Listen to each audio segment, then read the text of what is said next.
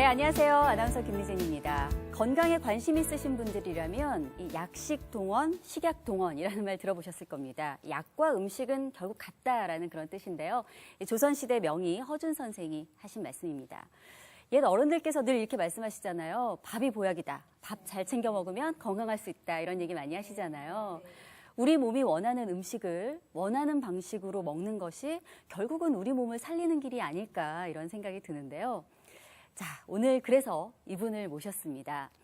잘못된 습관으로 인해서 병들어 있는 우리의 몸을 제대로 된 음식과 또 요리로 바로잡아 주실 분인데요.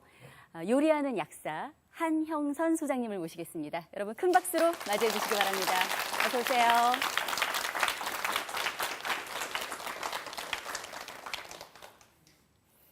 안녕하십니까? 안녕하세요. 네, 요리하는 약사 한형선입니다. 어울리시는 것 같아요? 네. 네, 이게 제가 요리를 한다고 그러니까 많은 사람들이 저한테 묻습니다. 무슨 음식을 잘하느냐고. 예, 그래서 근데 제가 하는 요리는 뭐 사실 요리라기보다는 이제 저희가 그 하고 있는 요리의 이름을 조금 어려운 이야기로 뉴트라슈티컬 요리 방법이라고 이야기를 합니다. 조금 다시 풀으면 우리 몸이 원하는 그런 음식을 만든다 그런 뜻입니다. 그래서 결국은 방금 사회자님께서 말씀하신 대로 음식이 약이 되게 하겠다. 그래서 일반적인 어떤 우리가 이야기하는 좋은 음식을 먹고 뭐 보양식을 먹어서 몸을 건강하게 하는 것이 아니라 현대의학이 그다음에 현대영양학이 현대생리학이 밝혀놓은 모든 의학적 병리학적 개념에다가 단지 처방을 약으로 하지 않고 음식으로 하겠다는 겁니다. 그리고 또 현대의학의 도움을 받아가면서 어떤 음식으로 훨씬 더 빠른 속도로 회복을 도와주거나 아니면 수술하고 난 이후에도 음식을 통해서 회복을 빨리 이렇게 이끌어주겠다는 그런 뜻의 음식입니다. 그래서 아마 다른데 요리 이야기하고는 조금 색다른 것 같은 그런 느낌은 있을 것 같고요. 그러나 오늘 행운 잡으신 거예요. 엄청나게 오늘 좋은 거 들으실 거고 아마 이거 들으시는 시청자분들께서도 아마 재밌는 이야기를 여태까지 들어보지 않은 여러 가지 비밀스러운 이야기를 듣게 될 것 같고요. 그래서 이제 오늘은 이 이야기를 본 이야기를 하기 전에 우리 몸이 어떻게 습관이 들어지고 그다음에 습관이 우리 몸을 어떻게 만들어 가는지에 대해서 먼저 설명을 조금 해드리고 그다음에 이제 재미있는 우리 몸 이야기로 이렇게 해서 그다음에 실제적으로는 고혈압 환자의 경우를 하나 예를 들어서 음식 처방을 우리 뉴트라스티컬 요리 방법에 의해서 어떻게 처리하고 있는지 이런 식으로 오늘 강의 내용이 진행될 것 같습니다. 그래서 이제 먼저 습관이라는 이야기를 먼저 살펴보면은요, 아인슈타인은 이런 말을 했습니다. 우리가 반복되는 매일같이 일상적으로 반복되는 일을 만약에 뇌가 매일같이 그 순간순간 판단한다면 우리는 아무런 새로운 일을 만날 가능성이 없다. 무슨 이야기냐면 일상적으로 반복되는 걸어 다닌다든가 밥을 먹는다든가 반복적으로 되는 이런 어떤 일들을 그때마다 머리가 판단해서 한다면 우리 머리는 새로운 창조적인 일에 어떤 아무런 일을 할 수 없다 그 뜻이 됩니다. 그래서 우리 몸은 엄청나게 효율적인 시스템으로 돼 있어요. 어떤 시스템이냐 하면 반복적으로 되는 일들은 머리가 에너지를 아끼기 위해 갖고 그냥 자동화 시켜버려요. 탁탁탁탁 자동화식. 너무 재미있습니다. 우리가 일상적으로 생활하는 것의 약 40% 정도는 자동화 시스템에 의해서 우리가 움직이고 있다. 이렇게 생각하시면 되세요. 그리고 나머지는 어디에 쓰려고요? 창조적인 에너지, 창조적인 활동에 보다 더 많은데 활용하기 위해서 우리 뇌는 끊임없이 그렇게 움직이고 있는데 이런 효율적인 시스템인 것은 좋은데 문제가 되는 부분이 있어요. 이 무차별적이에요. 좋은 것이든 나쁜 것이든 습관화시켜버린다는 거예요. 그래서 3살 때 배운 버릇이 몇 살까지 가요? 80살까지. 잘하시네요. 그렇죠? 80살까지 가버리는 거예요. 그래서 어떤 그 좋은 습관에 길이 들여진 사람들은 어떤 자기 건강뿐만 아니라 사회에 성공적인 사람으로서 성공을 하지만 그러나 나쁜 습관에 길들여진 사람들은 그것으로부터 못 벗어나서 건강도 잃어버리고 사회생활에 실패하는 이제 이런 일들이 생기게 되는 거죠. 그래서 매우 그 습관을 올바로 드리는 것들이 중요한데 이러한 습관들이 잘못 들어졌어요. 예를 들어서 짜게 오랫동안 소금을 먹어 소금이 많이 들어있는 짠 음식 오랫동안 먹었더니 무슨 문제가 생기나요? 고혈압이 생겼어요. 네. 그 다음에 음식을 너무 급하게 먹고, 그 다음에 과식을 하고, 그 다음에 저녁 늦게 들어와서 야식을 하고, 뭐 이렇게 해서 식습관이 엉망진창으로 막 이렇게 망가져 버렸어요. 그래서 췌장이라는 장기가 엄청나게 피곤해지고 힘이 들어졌습니다. 무슨 병이 생겼어요? 당뇨가 생기는 겁니다. 예, 이런 식으로 여러 가지 어떤 이런 문제점들이 잘못 길들여진 습관이 병을 일으키고 나를 공격해 버린 거예요. 이것을 정의하기를 뭐라고 얘기를 하냐면 습관의 역습이다라고 얘기를 합니다. 예? 우리 몸이 효율적으로 내 몸을 관리하고 보다 더 창조적인 데다가 사용하려고 했는데 그것이 결국은 내가 잘못 습관 들여진 것 때문에 내가 역습을 당한 거예요. 예, 그래서 병이 들고 예, 몸이 망가지고 이렇게 되는 겁니다. 그래서 이 올바른 습관을 들인다는 것은 매우 어렵습니다. 외부에서 자극에 의해서 내 몸 안에 습관이 들어버렸어요. 무의식의 세계의 습관이 들어버리고 여러 가지 우리 몸의 기능상의 문제 습관이 들어버려서 우리 몸 안에서는 그것이 분명히 나한테 나쁜 것인 줄 알면서도 그것을 끊임없이 불러들여요. 예를 들어서 술을 매일같이 마시는 사람이 어떻게 돼요? 또 술을 마시고 싶고 또 술을 마시고 싶어서 결국은 알코올 중독이 돼버렸습니다. 알코올 중독이 돼버리니까 이 사람들은 술로부터 치료를 해줘야 되겠다고 생각해서 격리를 시킵니다. 술 못 마시게 만들고 어디 격리 장소에다 갔다가 이렇게 입원을 시켜놓고 이렇게 했다가 끝나고 나서 다시 돌아오면 어떻게 돼요? 다시 술만 보면 또 술을 또 먹습니다. 예, 이것이 무엇이냐면 외부에 의해서 외부의 어떤 문제로 인해서 그게 우리 몸 안에 계속 적응되다가 결국은 무의식 속에 그런 문제가 쌓여서 내부의 어떤 하나의 형체를 만들어 버려서 습관이라는 형태로 만들어지게 되면 외부에서 잘라내고 격리한다고 해서 우리 몸이 치료되는 것은 아니다. 예, 그랬을 경우에는 어디로부터 치료를 해 나와야 돼요? 안에서부터 치료를 해 나와야 돼요.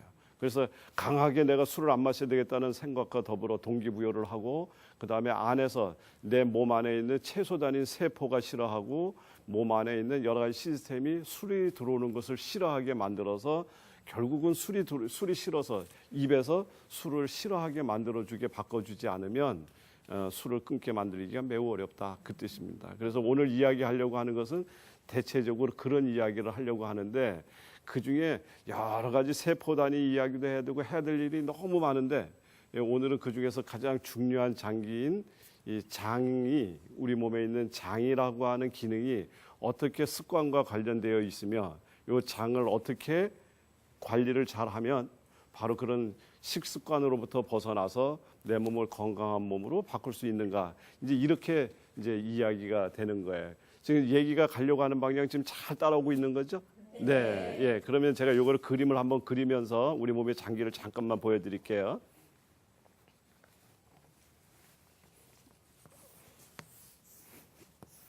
우리 몸이 이렇게 생겼습니다.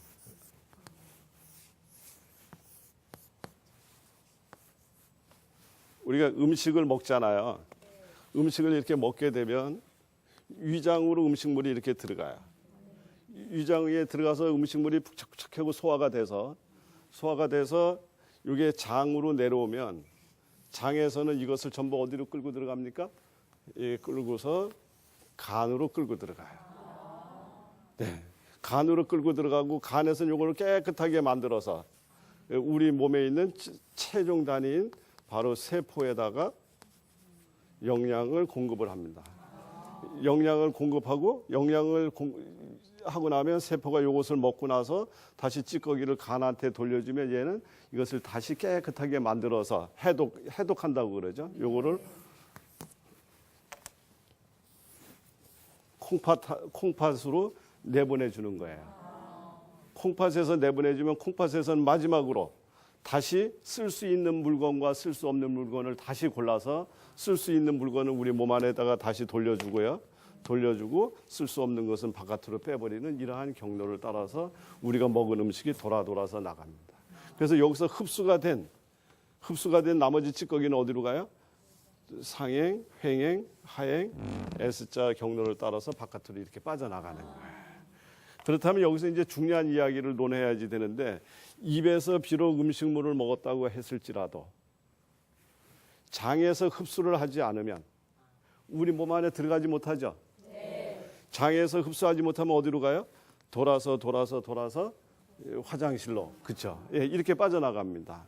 그러면 제일 중요한 건 뭐냐면 실제로 우리 몸 안에 들어가는 것은 장에서 흡수를 해서 들어갈 때 이때 비로소 우리 몸 안으로 진짜 들어가는 거예요.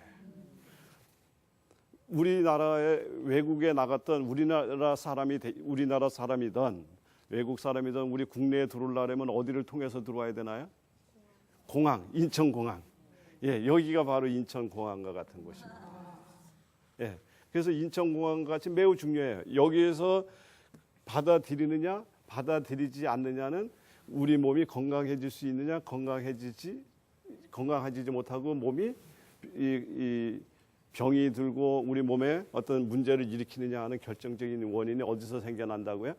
바로 장에서 생겨납니다. 그래서 우리가 장을 이해를 잘해야 되는데 이 장에는 수도 없는 문이 달려 있어요. 문. 얼마 전에 남대문이 불이 탔었잖아요. 그때 기분들이 어땠었습니까? 우리나라가 무너지는 것 같았었잖아요. 상징적인 의미가 있습니다. 문이라는 것은 뭐예요? 좋은 것이 들어오고 나쁜 것이 들어오고 들어올 것과 들어오지 말아야 될 것이 넘나드는 가장 중요한 통로. 그렇죠? 예, 그래서 우리 몸속에서도 여러 군데의 문들이 있지만 가장 중요한 문 중에 하나가 이 장의 존재를 합니다. 그래서 의학적으로 정식으로 장에 존재하는 문을 장관문이라고 그래요. 얼마나 중요한 문이면 장관문이라고 이렇게 얘기를 합니다. 뇌에 들어가는 건 더 중요하겠죠. 아무나 뇌 속으로 들어가면 안 되잖아요. 요거는 뇌관문이에요. 아기가 있는 임신한 거기로 들어가는 문도 또 중요하죠. 예, 그거는 태반관문이에요. 예, 이런 식으로 이 굉장히 중요한 문들이 있는데 오늘은 장관문에 포커스를 맞춰서 이야기를 드리자면 이 장관문은 그만큼 중요합니다. 여기에서 들어가면 우리 몸 안으로 들어가는 거예요. 그래서 이 장관문은 내 몸 안에 들어가는 것을 들어가게 만들 것인가 말 것인가를 결정을 하려고 그러면 최소한도 무슨 기능이 있어야 돼요? 생각할 줄 알아야 될 거 아니에요. 장이 생각할 줄 알을까요? 아니요. 장은 생각할 줄 압니다. 장은 생각을 너무나 잘해요. 제가 예를 들어볼까요? 생각하는 증거를. 사촌이 땅을 사니까 어디가 아파요? 왜 머리가 안 아프고 배가 아파? 예. 그 다음에 일이 잘 안 되면 어디가 꼬여요? 참 이것도 희한하네. 조금 잔인한 이야기 같지만은 이 어미 원숭이가 있는 데서 아기 원숭이를 죽였어요.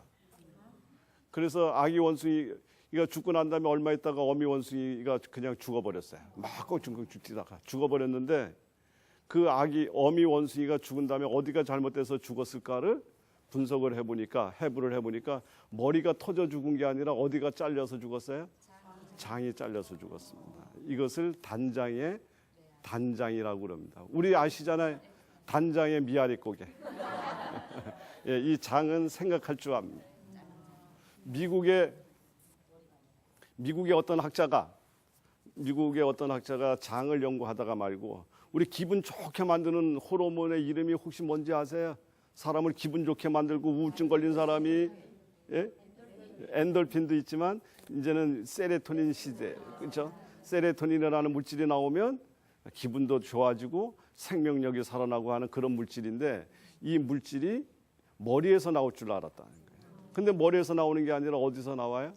장에서 95%가 장에서 나온다는 것을 알고 장을 제2의 뇌라고 불렀답니다. 그렇게 분석하니까 아죠. 우리나라 조상들은 아까부터 훨씬 옛날부터 알았어요. 그렇죠? 사촌이 땅을 사면 배가 아픈 것을 보고. 우리 조상들은 얼마나 좋아요. 그렇죠? 예. 그렇게 장은 생각할 수 있는데 장이 생각해서 갖고 들어가는 기능을 의학적으로는 뭐라고 이야기를 하냐면 선택적 흡수 능력을 갖고 있다 이렇게 얘기를 합니다. 조금 어려운 얘기니까 이건 안 외우셔도 돼요. 예, 선택적으로 내가 필요한 것을 받아들이는 그런 능력을 얘가 갖고 있다. 사실 그렇습니다. 머리에 우리가 생각하는 머리를 구성하고 있는 인지질이라고 하는 단백질의 약 50%가 장에서도 동일하게 발견돼요. 예, 그래서 여기에서는 여러 가지 생각하고 선택할 줄 아는 기능들이 있기 때문에 다시 이야기하면 습관을 들여주기가 좋다. 생각도 못하면 습관도 들여주기가 나쁘잖아요. 그래서 얘를 어떻게 앞으로 습관을 시킬 건지 이제 오늘 이야기하려고 하는 방향이 그 방향입니다. 그래서 여기를 잠시 조금 지워보고요.